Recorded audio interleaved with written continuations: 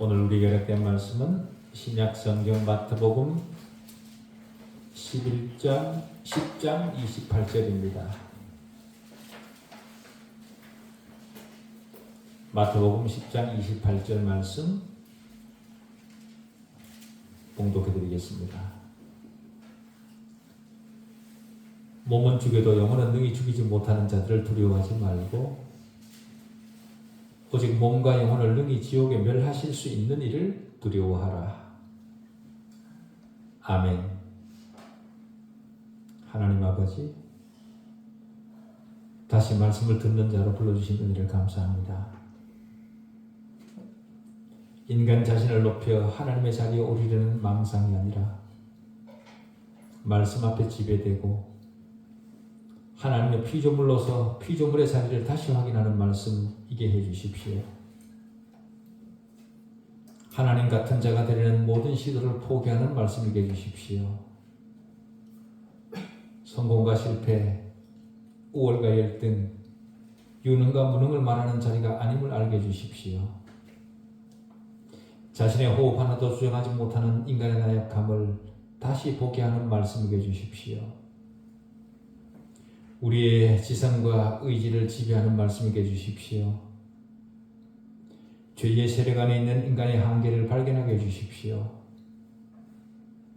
그리스도 밖에 있는 자의 비참함이 무엇인지를 거듭 확인하는 말씀이게 해주시옵기를 바라올 때에 살아계신 우리 주 예수 그리스도 이름으로 기도하옵나이다. 아멘. 지옥은 어떤 곳일까요? 어떤 사람들이 그곳에 있을까요? 그들은 정말로 영원히 지옥에 있게 되는 걸까요? 이런 질문을 전제로 지옥이 어떤 곳인지를 같이 생각해 보도록 하겠습니다. 첫 번째로 지옥은요, 신체적으로 극도의 고통을 받는 장소입니다. 죽으면 신체는 이 땅에 두고 가는데 무슨 신체적 고통이냐 그렇게 말할 수도 있겠지만 신약 성경의 가르침으로 볼 때 이 사실은 신체적으로 극도의 고통을 당한다는 이 사실은 명백합니다. 회개하지 않는 죄인들의 심판을 표현하는데 흔히 사용되는 말이 사망과 멸망입니다. 사망과 멸망은 무엇을 의미할까요? 요한계시록 17장 8절은요, 짐승이 멸망으로 들어갈 것이라 그렇게 하고요. 19장 20절에서는 짐승과 거짓 선지자가 함께 유황불, 불 붙는 못에 던져진다 그렇게 얘기를 하고요. 짐승과 거짓 선지자가 불못에 던져진 지 1000년 후에는 마귀 역시 그곳에 던져진다 그렇게 말을 합니다. 그들은 세세토록 밤낮 괴로움을 받게 될 거다 그렇게 계시록 20장 10절은 증언합니다. 성경에 따르면 사망이란 영원한 고통의 불못입니다. 사망에 대한 성경이 사망에 대해서 어떻게 얘기를 하는가 보면요, 요한계시록 21장 8절에 이렇게 얘기를 합니다. 두려워하는 자들과 믿지 아니하는 자들과 흉악한 자들과 살인자들과 음행하는 자들과 점술가들과 우상 숭배자들과 거짓말하는 모든 자들은 불과 유황으로 타는 못에 던져지리니 이것이 둘째 사망이니라 이렇게 말합니다. 사망에 대한 성경의 정의는요, 불과 유황으로 타는 못에 던져지는 것인데 멸망에 대한 정의도 사망에 대한 정의와 같습니다. 성경의 정의는 곧 하나님의 정의이죠. 어떤 사람들은 성경의 그런 진술들은 모두 비유적 말씀이라 그렇게 말을 합니다. 특히 이단들이 그렇게 얘기를 하죠. 지옥이 너무도 무서워서 지옥이 없다고 말을 하는 제7일 안식교나 여호와의 증인들, 이들이 그렇게 얘기를 합니다. 사람들은 성경에서 달갑지 않은 것을 발견하게 되면 그것은 비유적인 것이기 때문에 별 문제될 것이 없다 그렇게 말을 합니다. 그러나 우리는 하나님의 말씀을 비유적이라는 말로 무시할 자격이 없습니다. 민수기 23장 19절에 이렇게 얘기를 합니다. 하나님은 사람이 아니시니 거짓말을 하지 않으시고 그렇게 말을 합니다. 거기다가 하나님께서 어떤 것을 비유로 말씀하셨다고 하더라도 결코 사실보다 과장하시지 않습니다. 우리는 다음 세상에서 몸이 없는 영으로만 존재하는 것이 아닙니다. 고린도전서 15장에 의하면 우리는 부활한 새로운 몸을 입을 것인데 지옥은 적어도 극히 쓰라린 새로운 몸, 그 신체적 고통을 수반하는 장소이다 라는 거죠. 다음 세상에서 영만 존재한다 라는 이론은 인간의 철학이지 성경의 가르침이 아닙니다. 성경은 다음 세상에서 우리가 지금과는 근본적으로 다른 몸을 소유하게 되는데 그 몸은 완전한 몸이지만 형벌과 상급에 몸과 영이 함께 참여한다 그렇게 말합니다. 이 세상 삶에서도 영적인 죄가 신체적 고통을 야기하는 경우를 종종 봅니다. 많은 사람들이 내적 죄로 인해 실제로 육체적 극심한 고통을 당하는 경우를 우리는 종종 보죠. 지옥은 이 땅을 사는 동안 예수님을 거절한 자들이 모인 곳입니다. 그곳은 무서운 고통을 영원히 당하는 그런 곳이죠. 어떤 면에서 신체적 고통은 지옥에서 받는 고통 중에 가장 작은 것에 불과할지도 모릅니다. 다음으로 지옥은요, 쓰라린 기억과 양심의 가책으로 고통받는 장소입니다. 누가복음 16장에 지옥에 있는 부자에 대한 말씀 가운데서 아브라함이 그 부자에게 이렇게 얘기를 합니다. 살았을 때 받은 것을 기억하라. 누가복음 16장 25절에 이렇게 얘기합니다. 그 지옥의 부자는 지상에서 자기가 가지고 있던 것들 아무것도 가지고 가지 못했습니다. 그러나 단 한 가지, 딱 한 가지, 그것은 가지고 갔습니다. 지옥에 떨어진 부자가 가지고 간 것, 그것이 무엇이겠습니까? 기억입니다. 인간이 살면서 저질렀던 모든 악행들, 잘못들 고스란히 가지고 지옥에 갑니다. 이 땅에서 주님을 거부하고 회개하지 않는 자들, 그들은 이 땅에서 해결하지 못한 문제 때문에 다음 세상에서까지 고통을 당할 겁니다. 그때가 되면 이 땅에서 주님을 거절한 자신이 얼마나 원망스럽겠습니까? 사람이 스스로를 정죄하는 것만큼 고통스러운 것도 없습니다. 스스로가 스스로를 올가매면 아무것도 할 수가 없죠. 사람이 성령을 만나 회개를 하게 되면 옆에서 보는 사람들이 걱정이 될 만큼 통곡을 합니다. 왜 그렇습니까? 예수 만나고 난 뒤에 며칠 동안 죽을 만큼 통곡을 합니다. 왜 그렇습니까? 지난날 자신이 어리석게 행동했던 그 기억 때문에 그런 겁니다. 사람들이 개인적 상담을 원하는 이유가 무엇입니까?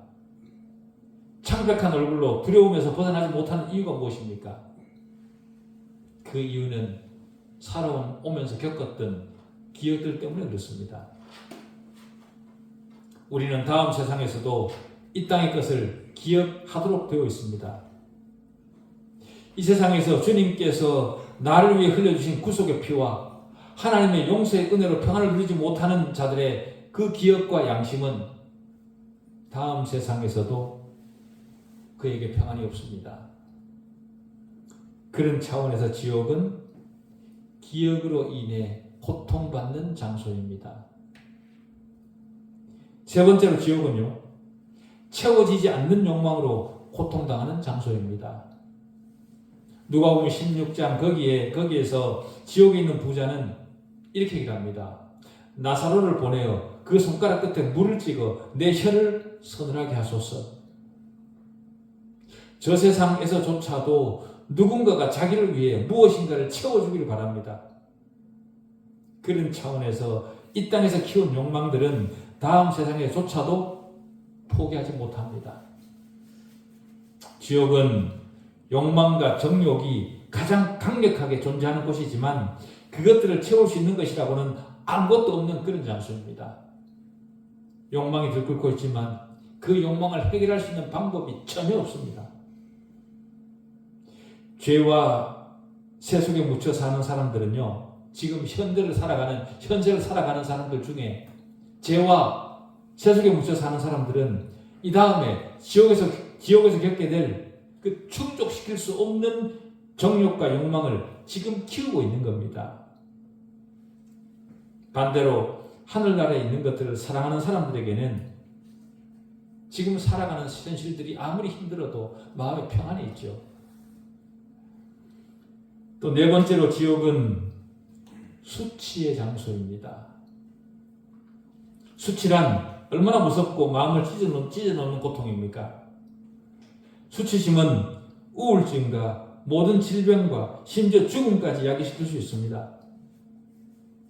한 은행원이 빨리 부자가 되고 싶은 욕심 때문에 은행 돈을 유용하게 되었다고 합니다. 나중에 그 돈을 채워놓을 생각으로 유용한 돈을 다른 곳에 투자했다가 망했다고 합니다. 자신이 횡령한 사실이 발각되지 않은 잠시 동안 그의 마음이 얼마나 불안했겠습니까? 그러던 어느 날 본사에서 나와서 감사가 진행이 되고 횡령 사실이 발각됩니다. 그 은행원은 자신의 죄를 자백하지 않을 수가 없었겠죠. 결국 그는 구속이 되고 재판을 받고 수감이 됩니다. 그에게는 아름다운 아내와 사랑스러운 어린 딸이 있었는데 그가 구속된 지 얼마 지나지 않아서 그 어린 아이가 아빠가 왜 구속되었는지를 알게 되었다고 합니다. 그 사실이 알려지면서 그 아이는 자기 또래들로부터 버림을 받았습니다. 결국 그 아이는 수치심을 이기지 못하고 시름시름 앓다가 세상을 등지고 말았다고 합니다. 만약 그 아버지가 참된 그리스도인이었다면 그런 횡령을 했겠습니까? 눈앞에 보이는 세상적 욕심을 따라 탐욕스러움을 드러내고 결국은 수치스러운 자리로 떨어지고 만 겁니다. 자신만 그런 수치를 당했다면 그나마 다행이지만 그 아내와 아이가 당한 수치는 누가 보상시켜 줄 수 있습니까?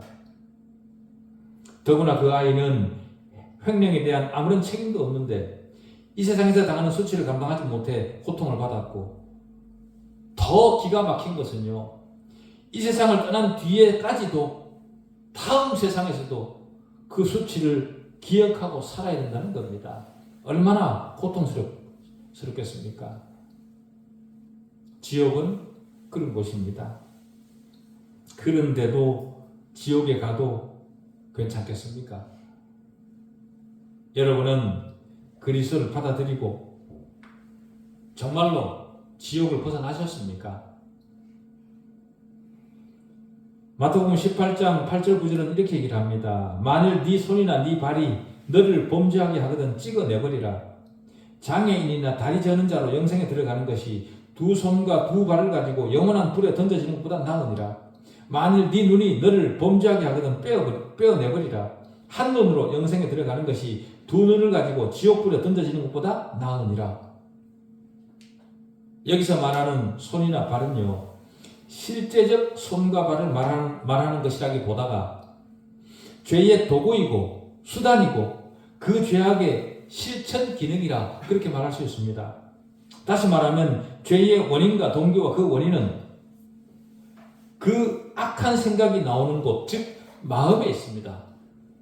따라서 찍어버리라고 하는 이 경고의 말씀은 악한 생각, 죄의 유혹이 도사리고 있는 마음의 썩은 생각을 잘라내야 된다라는 거죠. 왜 그렇습니까? 마음의 썩은 생각은 결국 수치를 만들어서 영원한 지옥불에 던져지는 고통을 당하기 때문에 그렇습니다. 주님이 이렇게까지 강력하게 말씀하시는 이유는요, 주님은 죄를 그만큼 철저하게 싫어하시기 때문에 그렇습니다. 주님이 궁극적으로 가장 싫어하는 죄는 예수 그리스도를 거절하는 죄입니다. 그 죄는 절대로 용서받지 못하는 죄입니다. 다른 모든 죄는 사함을 받지만 주님을 믿지 않는 죄는 용서의 대상이 아닙니다. 요한일서 5장 16절에 이렇게 얘기를 합니다. 누구든지 형제가 사망에 이르지 아니하는 죄 범하는 것을 보거든 구하라.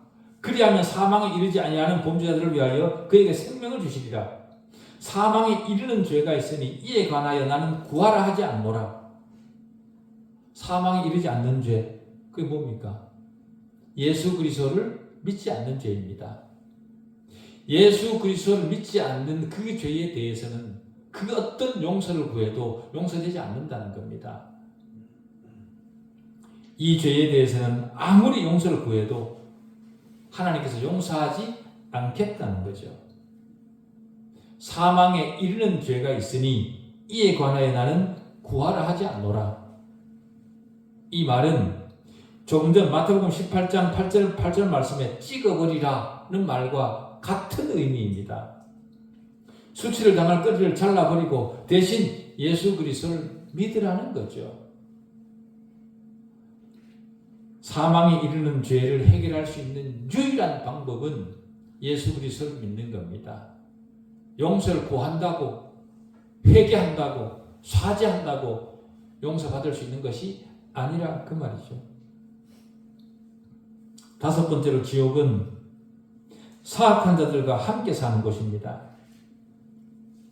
지옥에서 함께 살게 되는 자들이 요한계시록 21장 8절에 묘사되어 있습니다.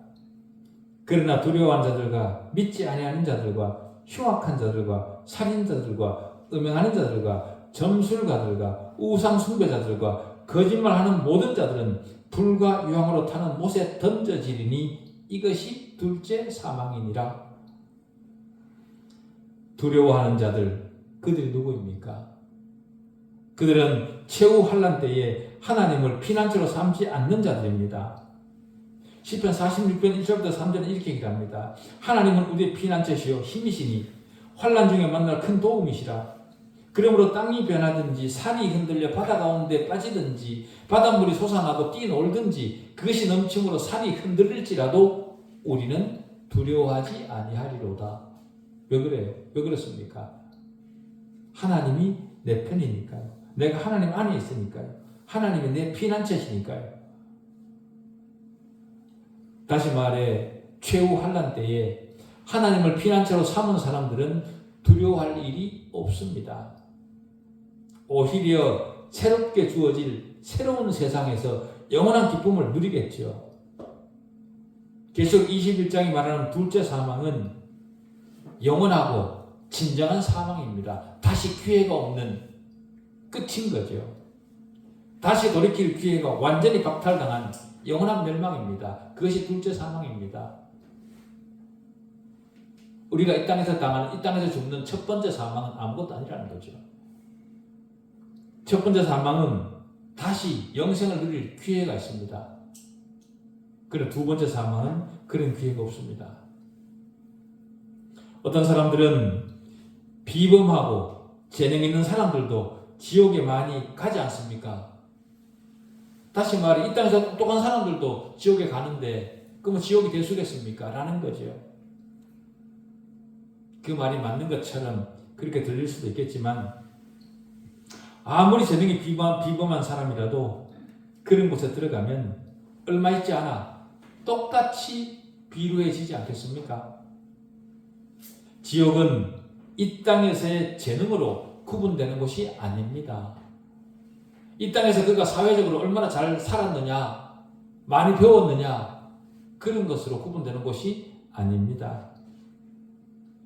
미국 도심 공원에 가보면 대낮부터 마약에 취한 사람들이 대단히 많이 있습니다. 그들은요, 한때 의사이기도 했고, 변호사이기도 했고, 국회의원이기도 했고, 대학 교수였던 사람도 있고, 사업가였던 사람도 있고, 심지어는 복음 전도를 했던 복음 사역자였던 사람들도 그들 속에 있습니다.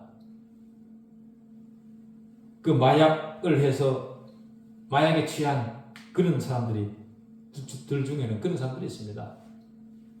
그랬던 사람들조차도 그런 어리석은 자리에 빠져서 삶을 망치는 예가 허다합니다.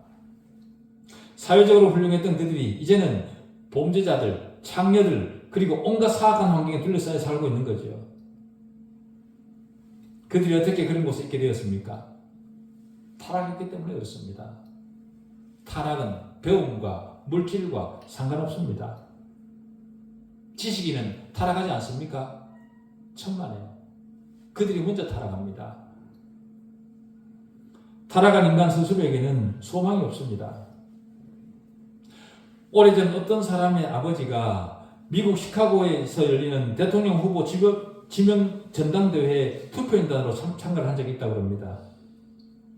그때 그의 가족은 뉴욕에 살았는데 그 아버지는 아이들을 미시간주 조용한 시골에 얼마간 두었다가 데리고 전당대회에 참석을 했다고 합니다.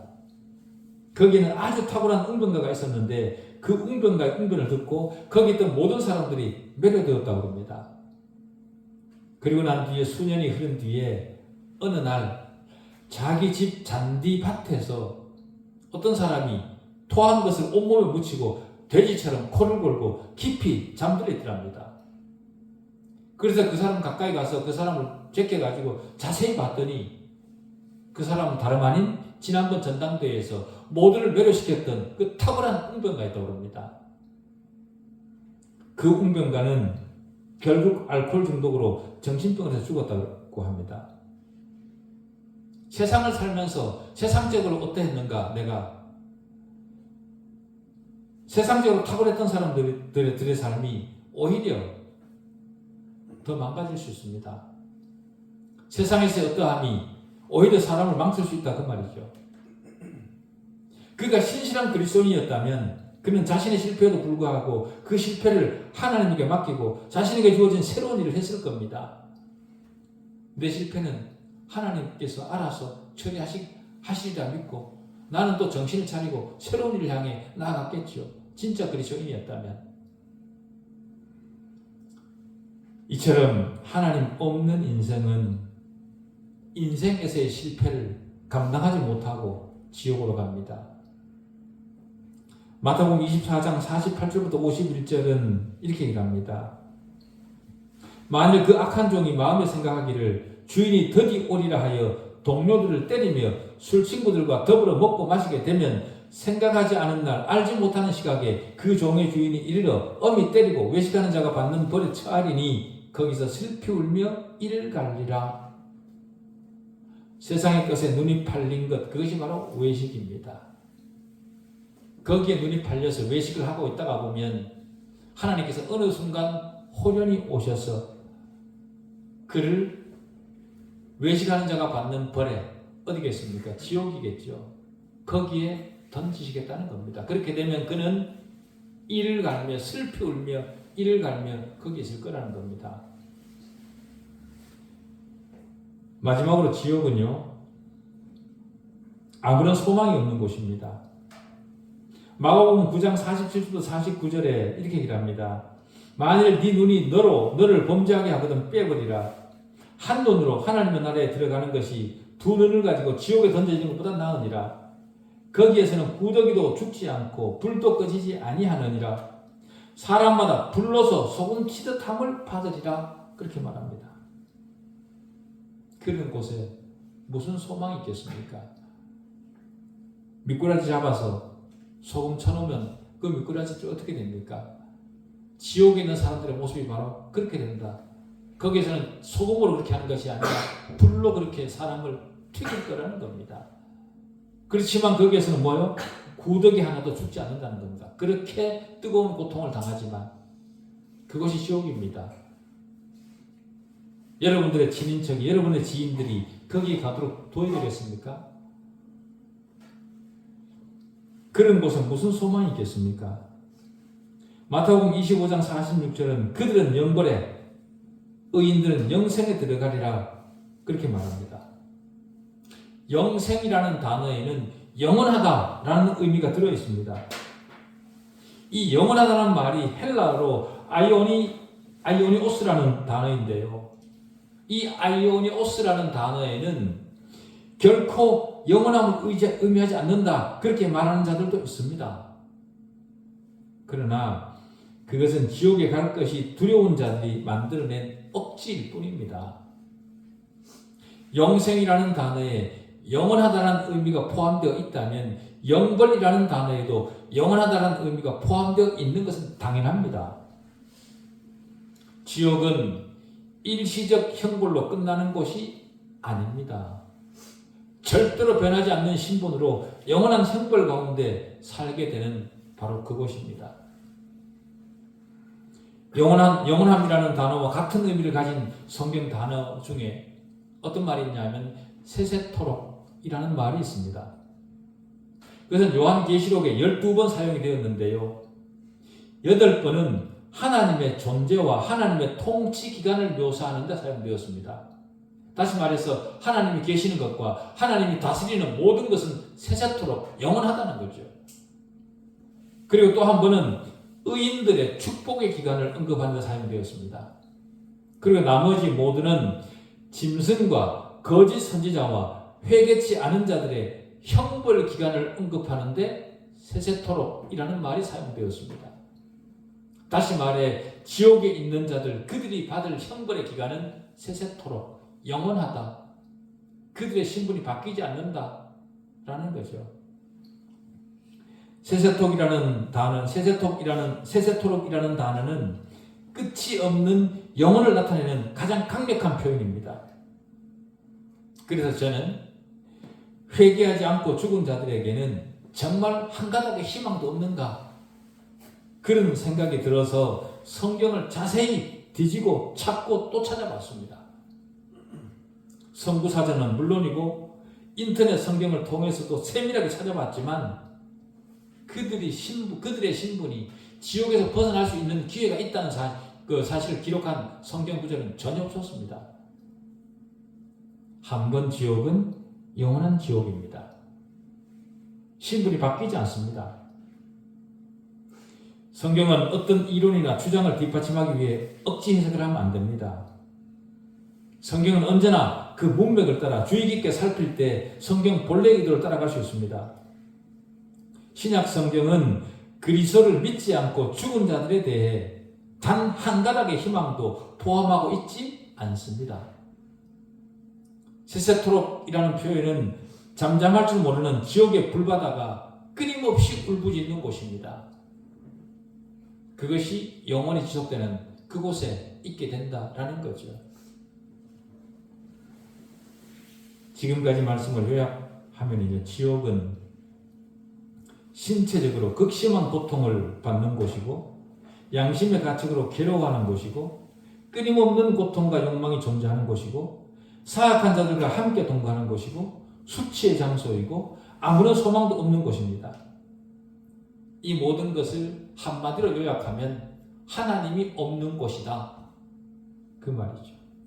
하나님이 계시지 않고 악한 세력만 가득하다면 그곳에서의 삶이 어떻겠습니까? 베드로후서 2장 4절은 하나님이 범죄한 천사들을 용서하지 아니하시고 지옥에 던져 어두운 구덩이에 두어 심판 때까지 지키게 하셨다, 그렇게 얘기를 합니다. 지옥이 이런 곳인데도 지옥을 향하고 있는 주변 사람들을 그냥 두어야 되겠습니까? 여러분은 지옥행 열차에서 내리셨습니까? 그렇다면 어떻게 하면 지옥행 열차에서 내릴 수 있겠습니까? 다시 말해 지옥에 가지 않을 수 있는 유일한 길이 무엇이냐는 겁니다. 성경에 의하면 지옥에 가지 않을 수 있는 길은 단 하나밖에 없습니다. 그것은 예수 그리스도를 내 자신의 구주와 주님으로 영접하고 세상 사람들 앞에서 주님을 시인하고 주님의 말씀을 따라 순종하며 사는 겁니다. 그 길밖에 없습니다. 성경은 이 사실에 대해 추호의 애매함도 허락하지 않습니다. 사도행전 4장 12절은 다른 이로서는 구원을 받을 수 없나니 천하 사람 중에 구원을 받을 만한 다른 이름을 우리에게 주신 일이 없다라고 단호하게 말씀하십니다. 요한복음 1장 12절은 영접하는 자, 곧 그 이름을 믿는 자들에게는 하나님의 자녀가 되는 권세를 주셨으니라고 얘기를 하고요. 요한복음 3장 36절은 아들을 믿는 자에게는 영생이 있고라고 약속을 합니다. 그리고 계속해서 덧붙이기를 아들에게 순종하지 아니하는 자는 영생을 보지 못하고 도리어 하나님의 진노가 그 위에 머물러 있다. 그렇게 얘기를 합니다. 예수 그리스도 외에 산에 가서 아무리 돌을 닦아도 소용이 없습니다. 마태복음 10장 32절 33절은 누구든지 사람 앞에서 나를 시인하면 나도 하늘에 계신 내 아버지 앞에서 그를 시인할 것이요 누구든지 사람 앞에서 나를 부인하면 나도 하늘에 계신 내 아버지 앞에서 그를 부인하리라. 그렇게 말합니다.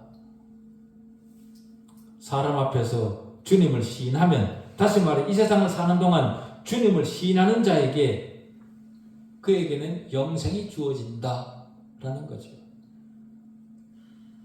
데살로니가 후서 1장 7절부터 9절은 주 예수께서 자기의 능력의 천사들과 함께 하늘로부터 불꽃 가운데 나타나실 때에 하나님을 모르는 자들과 우리 주 예수의 복음에 복종하지 않는 자들에게 형벌을 내리시리니 이런 자들은 주의 얼굴과 그의 힘의 영광을 떠나 영원한 멸망의 형벌을 받으리로다. 그렇게 말합니다. 문제는 당신은 지금 정말 그리스도를 영접했는가? 라는 겁니다. 주님을 영접하는 이 문제를, 이 결정을 한 1년이나 한 달이나 심지어 하루라도 미루기에는 지옥이 너무나 무서운 것입니다. 오늘 미루었는데 내일 갑자기 부름을 받고 이 땅을 떠나게 된다면 어떡하겠습니까? 우리 영원한 운명은 예수 그리스도를 영접하는 바로 그 순간 결정됩니다. 마귀가 무엇라 속삭이고 있는지 우리는 잘 알고 있습니다. 마귀는 우리에게 비겁한 자가 되지 말아라, 두려움에 쫓겨 회개하지 말아라, 그렇게 속삭입니다. 그러나 생각해 보십시오. 두려워해야 될 것을 두려워하는 것이 비겁한 겁니까? 피할 수 있는 위험 속에 뛰어드는 것이 영웅적 행동입니까? 건물에 불이 나서 급박한 상황인데 나는 불이 무섭지 않다며 피하지 않는 자가 있다면 그 사람은 용감한 사람입니까? 아니면 어리석은 바보입니까? 피할 수 있는 위험을 피하는 것은 지극히 정상적 행동입니다. 자기 생각을 신뢰하고 그리스도를 거절하는 사람은 지극히 어리석은 바보입니다. 하나님의 진노가 벼락 같은 소리를 내며 쏜살같이 우리를 향해 다가오고 있습니다. 그 진노를 피해야 되지 않겠습니까? 그러니 지금 그리스도를 영접하시고 주변에 믿지 않는 자들에게도 복음을 전하셔서 그들이 지옥행 열차에서 내릴 수 있도록 도우시기를 바랍니다. 기도하시겠습니다. 하나님 아버지, 은혜를 감사합니다.